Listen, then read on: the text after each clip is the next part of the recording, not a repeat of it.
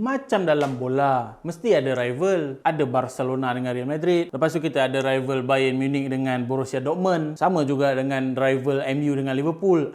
So sama juga dengan dunia smartphone ni, kita ada rival yang tak lain tak bukan Apple dengan Android. Tapi kalau kita perhati betul-betul, kita dapat tengok yang Android ni dia punya maju tu lagi jauh daripada Apple. Android ni memang laju. Dia yang keluarkan skrin AMOLED dulu. Dia yang keluarkan sokongan 5G dulu. Kalau kita tengok kat Apple, lambat. Kadang-kadang 2-3 tahun kemudian barulah keluar Apple punya teknologi. Itu pun dia claim teknologi yang baru kan.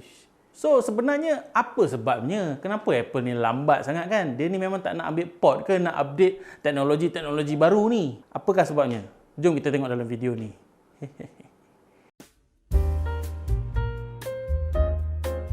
Yang pertama, tunggu teknologi matang dulu, kemudian baru guna. Kita tengok pada tahun 2018, mulalah diperkenalkan phone-phone yang boleh lipat apa semua ni. Contohnya macam Samsung Galaxy Fold. Dan pada tahun 2020 pula, telefon boleh lipat untuk generasi kedua ni mula diperkenalkan. Macam Samsung Galaxy Fold 2 dan banyak lagi lah. Dan semuanya adalah Android. Apple kat mana? Apple tak nak buat ke phone boleh lipat ni? Ataupun dia memang tak nak buat terus? Ada sebab kenapa Apple ni lambat. Sebab dia nak bagi phone boleh lipat ni sebati dulu dalam market. Kita dapat tengok generasi pertama phone boleh lipat ni memang banyak masalah. Lagi-lagi masa Samsung Galaxy Fold baru mula keluar. Kita dapat tengoklah skrin nampak dia punya garisan tu. Orang duk cabut, ingat tempered glass lah apa semua kan. Macam-macam masalah. Tapi pada generasi kedua pula, phone tu jadi makin better, makin kurang masalah sebab dah diselesaikan. So Apple sebenarnya dia nak tunggu teknologi matang dulu. Bila dah matang baru dia join kenduri. Apple pun fikir, kenapa syarikat dia perlu bazirkan berbilion-bilion sedangkan ada company lain yang boleh bazirkan berbilion-bilion untuk dia?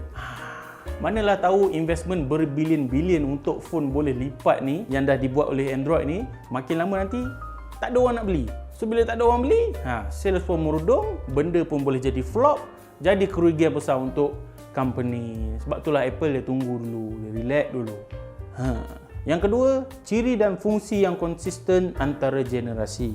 Antara big changes lah yang diperkenalkan oleh Apple ni, yang paling kita ingat adalah pada tahun 2017 lah, pelancaran iPhone X. Time tu kita dapatlah tengok dia punya notch kan, dia punya takuk tu. Daripada tahun 2017 dah ada benda tu. Sampai sekarang 2021, even untuk iPhone 12 diorang yang latest pun masih lagi menggunakan takuk yang besar alam tu.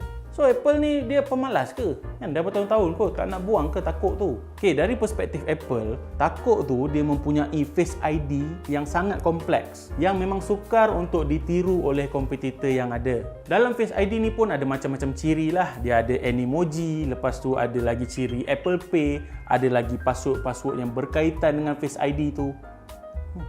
Jadi daripada pihak Apple lah, diorang claim yang benda ni susah untuk diupdatekan. So that's why benda tu dia bawa sampai ke generasi-generasi semualah. Selain tu kalau ditengok betul-betul, Apple ni dia takkan perbaharui design iPhone dia dalam tempoh 1 ke 2 tahun. Dia akan tunggu dalam 3 ke 4 tahun barulah dia keluar design baru. Diorang ni lebih mengekalkan design yang sama selama beberapa tahun sehinggalah design tu jadi ikonik. So bila dia release new design, semua orang akan jadi hype gila, semua orang akan cakap tentang design baru dia semualah. Kita dapat tengok jenama lain, contohnya Samsung. Samsung Galaxy S8 dia perkenalkan pengimbas mata iris. Tapi untuk Samsung Galaxy S10 dia dah buang dah benda tu sebab dia nak mewujudkan bezel yang lebih nipis. Dia buang, dia gantikan dengan feature yang lebih canggih. Tapi tak ada design yang ikonik, tak ada design yang orang talk about.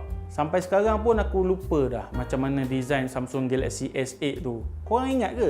Mesti korang tak ingatnya. Yang ketiga, tiada pesaing yang sama. Hanya mereka semata-mata.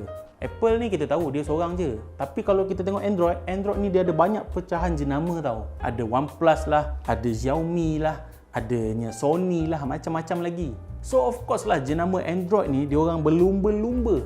Dia nak perkenalkan ciri masing-masing yang baru supaya diorang dapat stand out lah. Sebab kalau diorang tak laju, diorang tak berusaha untuk stand out di antara jenama-jenama lain, senang je orang boleh lupakan.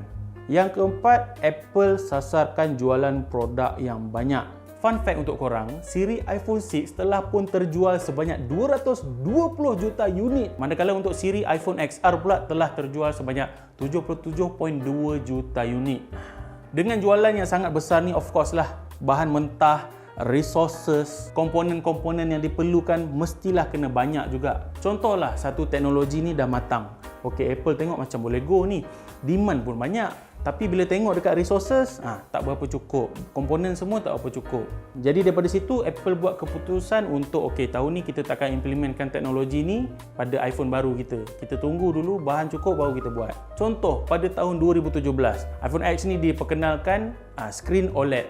First ever dalam iPhone. Time tu semua orang duk gila-gila lah. Oh, OLED dalam iPhone ni. Padahal dekat Android punya phone dah sampai AMOLED dah sebenarnya. Cerita dia pada tahun 2017 tu dia perkenalkan screen OLED tu sebab dia baru cukup resources. Sebenarnya bagus juga Apple buat cara ni sebab dia orang tak nak janjikan something, dia orang tak nak janjikan teknologi yang pumpam-pumpam, but in the end dia orang tak boleh deliver. Macam contoh kita dapat tengok graphic card RTX 30 series dengan PS5. Pumpam-pumpam teknologi power pumpam, stok pun tak ada.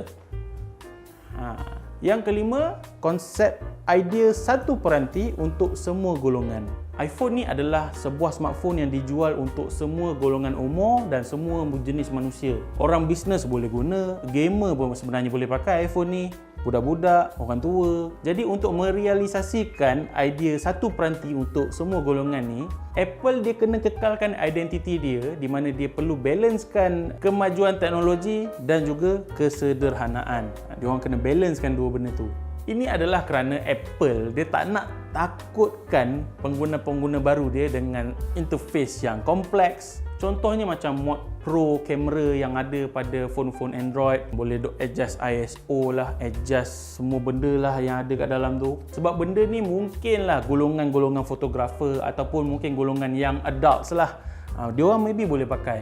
Tapi untuk golongan businessman yang kerja 24/7, golongan budak-budak ke ataupun orang tua, dia orang mana tahu sangat nak pakai mod-mod tu semua kan. Lepas tu bila tak tahu nak guna benda tu, mulalah macam telefon ni payah sangat lah, nak beli phone lain lah yang lebih simple kan.